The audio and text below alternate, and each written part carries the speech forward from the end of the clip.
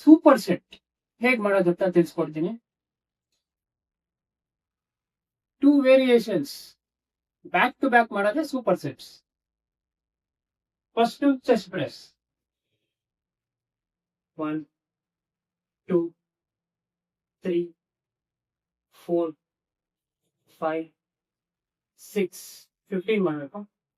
7 8 9 10 11 12 13 14 15.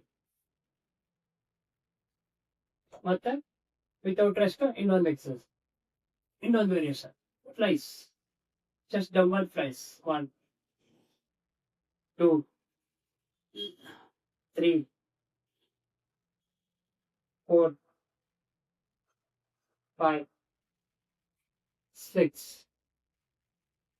7 8 9 10 11 12 13 14 15. ಎರಡು 15 ಮುಗೀತು. ಇದು ಸೂಪರ್ ಸೆಟ್.